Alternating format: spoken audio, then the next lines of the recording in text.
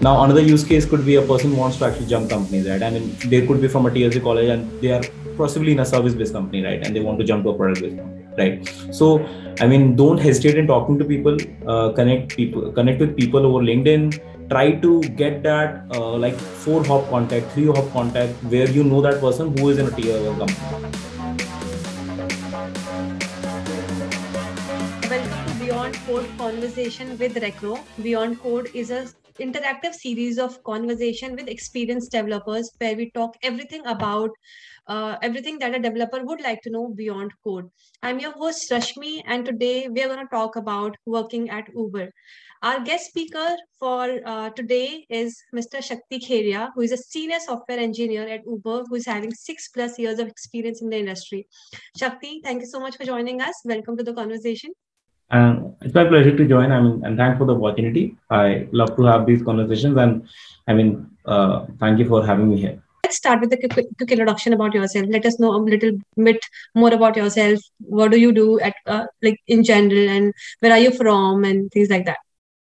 Sure. So as you know, this Shakti. I belong from a city called Gorakhpur, Uttar Pradesh, and I did my graduation in computer science engineering in Jaipur. I completed it in 2015, and like I started with a startup in Bangalore, and then I moved to Amazon in Hyderabad, and then recently, like 2.5 years back, I moved to Uber. So overall, it has been a 6.5 years of journey, and it has been a very good journey for me. I mean, fortunately, I had some good opportunities. I had some great people to work with. I learned a lot from them. I did some mistakes. I hope I did some good stuff also. And yeah, I mean, that's the professional part. And on a personal front, I mean, as I told, I mean, I'm from Gorakhpur, and in general, I mean, since I would say from like my plus twos itself, I took the computer science course and had been, I would say, programming for more than 10 years now. It's not like I was very good at it since the beginning, but I just got a hang of it and I kind of liked it. So since I liked it, so that helped me to improve it. And since then, I've never stopped. So yeah. Also, take us through your work at Uber. What do you do? What is your role looks like? Sure. So I'm a senior software engineer at Uber in one of the teams. I mean, there are like hundreds of teams at Uber, like in other companies. And specifically my work, I am part of like internal search team at Uber. We build the search platform for Uber for internal purposes. Okay.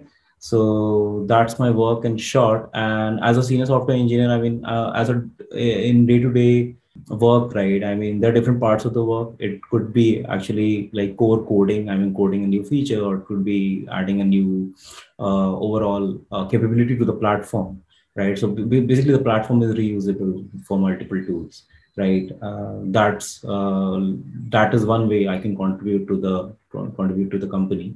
Other way could be helping my peers, right? Helping people who are like, for example, I'm a senior engineer, or let's say someone has started from college, right? So making sure that I'm guiding them both in their terms of their work as well as their growth, right? Telling them what's the right thing to do, right? And I mean, that is like guiding an individual person for their work, right? And the third thing could be, and that's a very major part of senior engineers at all of these companies, is like finalizing the designs, right? Reviewing the designs, reviewing a lot of docs, right? So those are, I would say, the three aspects. And obviously some time goes into hiring and like finalizing the team goals with my leaders.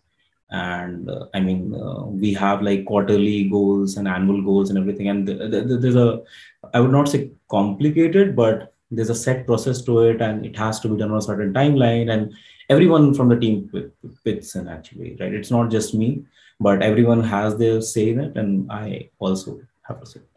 My next question is somewhere around that as well. Like when you start your day, how the whole day flows, and in general, how's the work culture like? People who aspire to join the team, they would want to understand, the kind of ownership that Uber gives to the employees, the kind of flexibility it has, and the kind of project that people work on. So can you sort of take us through that? Uber, like most of the new going like emerging companies and like product-based companies, we follow a agile methodology. Okay, and in agile methodology, basically, there's a concept of Scrum and stand-ups and everything, where every day all the team members meet for like a small 10 minutes meeting for sure, where they are giving updates. that, for example, what they worked on yesterday, what they will be working on today, any blockers or any milestones, right? So that is almost the first ritual of the day which we do. Okay, and then we go along with our individual work, right? I mean, there could be like some features which I'm working on. For that, I have to complete the code, and that would be my work, right? And then there are some collaborative work, right? For example, me and my peer is working on a project design, right? So it's not just my design, but we are actually brainstorming on the idea that, okay, let's say this feature needs to this I mean, this capability needs to be built in this particular way, right? For example, we'll be using a database A versus database B, right? So those kind of brainstorming discussions, right? Or let's say another flavor could be a critical bug has come, right? And let's say our platform is very critical, right? I mean, it impacts a lot of, let's say, customers, or maybe a lot of internal employees, right? So anyone, I mean, anyone is for example, for me, employees are my customers, right? The tools are my customers, right? So there could be a critical bug which I have to fix quickly, right? So then team sits in, or let's say the on-call sits in, right? And we quickly fix it, identify the issue. And then there's a lot which goes into documentation also, right? I mean, as and when, as and when, I mean, grow more in our career, we have to be more responsible. We'll be audited more, right? I mean, make sure that you're documenting the stuff correctly so that people who are going to come forward, right, they can read what you did in the past and things. I mean, that's the way we optimize, right? And then another important things are, I mean, code reviews. So that I have to do, I mean, on a daily basis. I mean, there are weeks in which I might do 10 code reviews, or let's say in general, I mean, 2-3 code reviews, I would say. Right. And then there are meetings, more specifically design discussions, and there are other kind of cultural meetings, and a lot.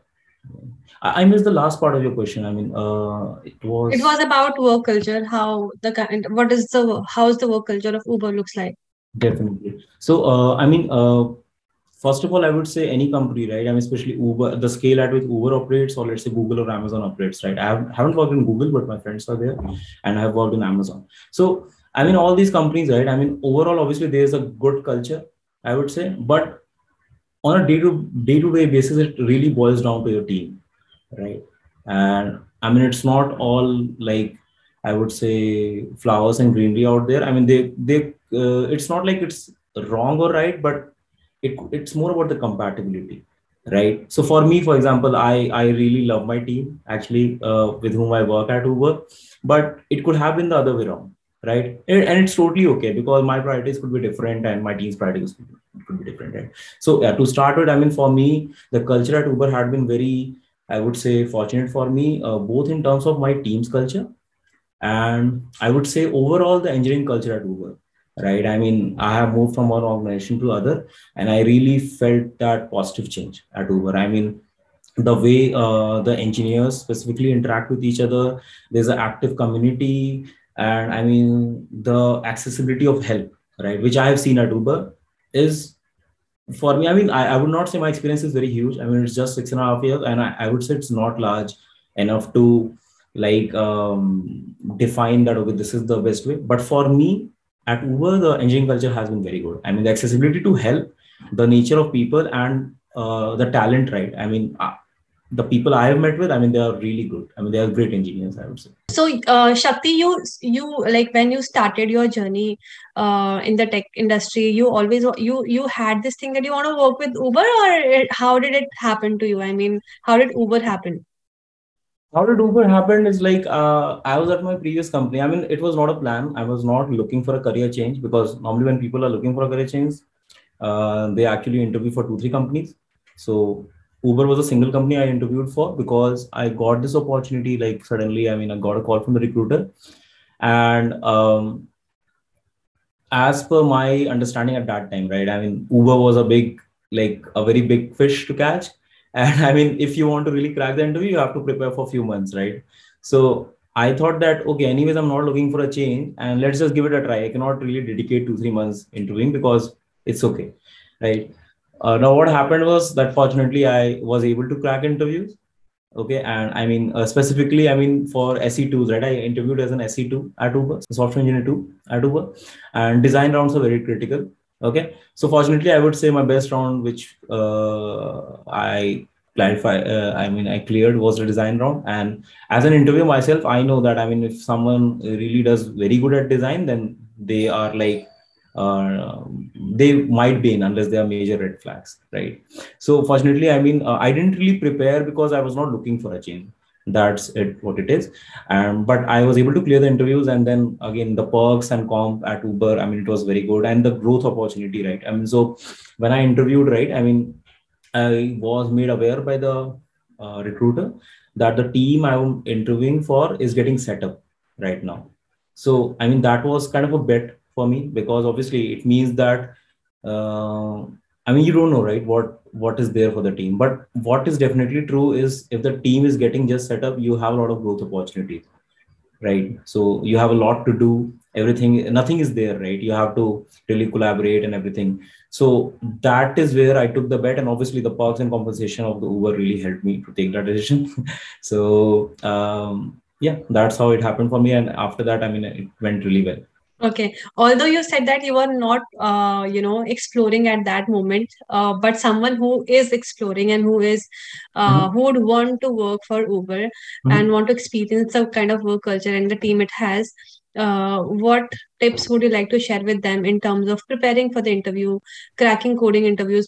This specific topic can be a separate video itself, but yeah, I'll try to cover, in brief, that first of all, your core concepts needs to be very clear, right? For a software engineer, right? Especially the coding and use of the available assets, the data, various data structures and everything, right? So it's not about cramping of the data structure.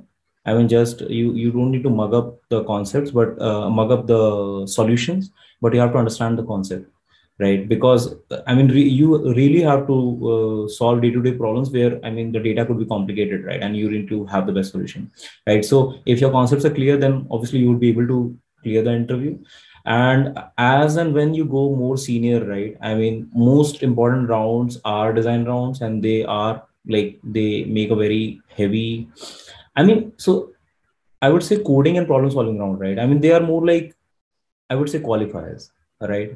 They say that, okay, you are eligible for the actual interviews or not. In my opinion, I would say the design interviews are the real deal breakers, right? But at the same time, coding and problem solving interviews are the first line of defense, right? And you have to really go past them, because every engineer, right? I'm a senior software engineer, but there are staff engineers and there are even principal engineers. Everyone has to code, right? So it's not like that, okay, you might be at let's say some other company for 15 years, right? So obviously you can code, right? You have been in the industry for 15 years, you can code. But you should make sure that you are prepared for that coding round of 45 minutes to clear it, right? So be prepared very well. Just spend like 2 weeks or 1 month, and I think that's good enough if you have your basic concepts clear. And then obviously work on the basic topics for design. Design interviews are more about your experience, I would say. It's not like you can really do an artificial preparation about it. So it's about your experience. Try to solve more and more good problems. Read blogs. That is also an experience, right? Read blogs, think about the new systems which are being designed all over the place. And yeah, these are the two major things, I would say. And what do you think? What is the best thing about working with Uber so far? Best thing, in general, I will have to think more. But for me, it has been the people, actually, and the fortunate opportunities I got. I was able to build some products, like, a lot of products within 1 year. Features, I would say, business deliverables, and those are very important. I got good people in terms of, I made friends at Uber, actually. So that is very important for me.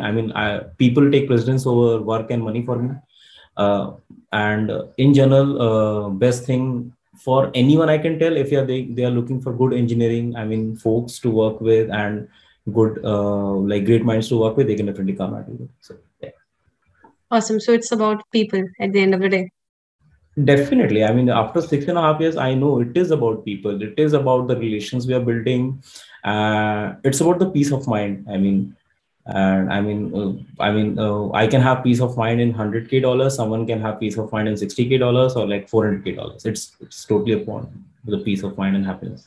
So can you share some of the best engineering practice that you have learned from your seniors or your team members that you would like to share with your fellow developers? Practices, engineering practices, right? Yeah, yeah. I mean, so the practices I might share, maybe I'm not best at them, but I know they are the best, right? I mean, I'm also improving day by day. Yeah. I would share three important things. I mean, which I can think of right now. Okay. One is like raising good, small, descriptive code reviews. I mean, it's a very small thing, but it's not small actually. I mean, it takes very less effort, but it's very impactful, right? I mean, you're improving the life of the people whom you're working with. For example, if we have time, I can tell you, I mean, raising a code review with a lot of like files, like 12, 13, 15 files, it is not good, right? Small code reviews with 6 to 8 files, including the source code and the test code. I mean, I don't want to go into much details, but yeah, writing small code reviews, anyone who will hear this advice will understand what I'm saying, right? So that's very important. I mean, it improves the quality of the code, right? The next thing is working on our soft skills apart from the technical skills, right? I mean, you can do the best work out there, but if you're not communicating well, I mean, half of the effort is lost, right? I mean, it would be seen. I mean, if hard work doesn't go, I mean, it doesn't go to waste. But if you wanted to create an impact today, maybe it will get created like 6 months later, right? So why to do that? Keep your stakeholders well communicated. I mean, over communication is not a problem, but under communication is definitely a problem. So make sure that you are keeping people informed, right, on the dates, on the changes, on the whatsoever. Ask a lot of questions, right? That is not a problem, but not asking questions, taking assumptions is a major problem. So don't create communication gap, do over communication. And the third thing is, I would say, like, we should not fear exploring new technologies, right? So, like, I mean, let's say there's a new thing which you have to do, right? New, so we should try to explore all the ground. Okay, it's like, I mean, I have done things in a particular way, so I will keep doing them. Is definitely wrong. I mean, we should be open to like suggestions. We should be open to doing our research before like proposing something, right? So that's very important. And yeah, actually, I replaced the third one with something else I wanted to say. I mean, it was on documentation, but yeah, so like they are both equal, right? I mean, we should document stuff, what we are doing. So core tech engineering best practice I'm trying to tell. So documentation is very important. If you're doing stuff, try to document it so that people can read it later and work on top of that. Absolutely. So just to sum it up, you talked about code reviews, one of the best. Second thing is having soft skills in place, as it is to have tech skills, the coding skills. It is equally important to have soft skills. And third thing that you talked about is documentation and experimentation. Yep. It's a general notion, Shakti, that those who are coming from tier one colleges, they get ample opportunities to work for companies like Uber, Amazon, Google, Netflix. All the found companies out there. People who are coming from tier two, tier three colleges, they generally have this notion, okay, कि हम नहीं कर पाएंगे या हमारा नहीं हो पाएगा. So what do you have to say to that? How do we break that notion? Because I have seen developers from tier 2 colleges and tier 3 colleges making big in these farm companies as well. Yep. So I mean, actually what you said right at last, that actually you have already seen them, right? People from tier 3 colleges, I mean state technical university colleges, and I would say some private colleges, right, making it to the pan companies, Amazon, Google, Goldman Sachs, even Facebook, right? And it's definitely possible. So we know it's possible, right? So let's try to arrive how it can be done. And all of the people, right, whom I know, and who are in these companies, but they are not from like tier one colleges like NITs or IITs, right, or maybe BITS, right? The only thing which helped them is the skill development, right? Or like, I mean, some people can say it is the interview cracking skill development. We can phrase it like that also, but in one way or another, they worked on their skill. I mean, they bridged their gap, right? That perceived gap that people saw that, okay, these people are from this college, that maybe they won't be able to crack the interview, right? So that assumption, right, that presumption which people were taking, that they might not know it, but they bridged that gap so well that when they tried to crack the interviews, they cracked it very well, right? So for instance, I would take my example, right? I mean, so in my college, my batch was the first batch to get internship at Amazon, Right? I mean, I didn't get the PPO. That's another story. But after my batch, right? I mean, okay, Amazon knew that okay, this college can produce, like we can hire from this college, right? I mean, we were not really the first batch, but kind of we were the first batch where Amazon came directly via referrals or something. We got referral from our senior, then we got internship.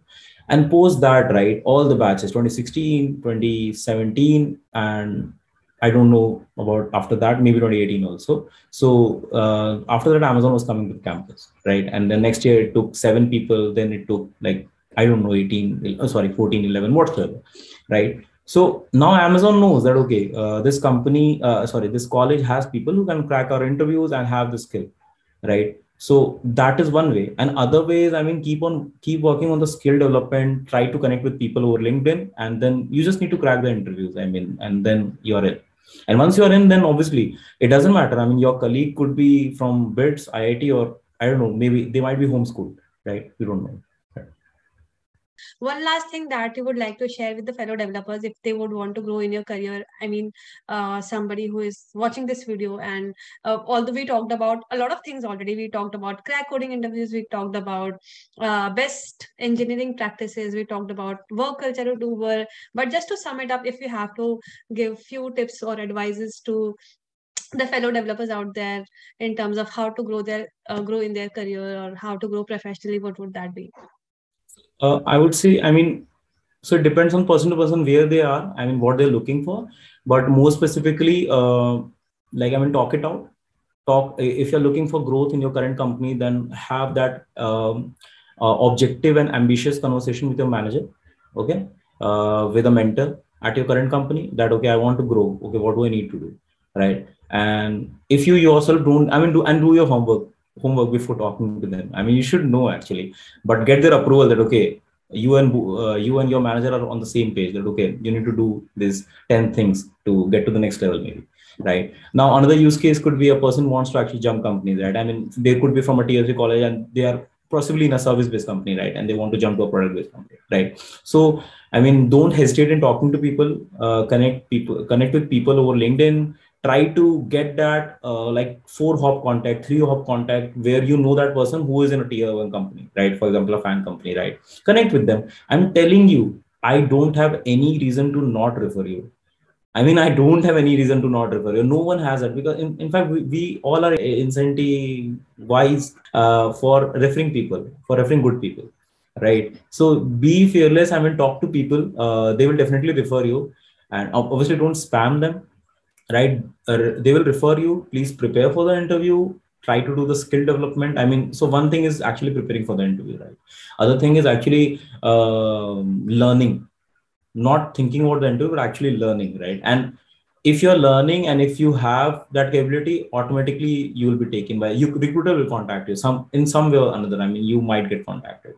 So, I mean, those are 2 tips I can say, right? I mean, work on your growth, be ambitious if you want to. I mean, and try to be happy and satisfied. I mean, that's the most important thing. I mean, don't really chase one company, next company for that extra 30% growth. I mean, try to go organically, I would say. Okay, that's a life goal, which Yeah. is to be happy and satisfied. All right, Shakti, Okay. I think you touched upon some really good points, and the what I love the most is about reaching out to people. Don't hesitate, Yeah.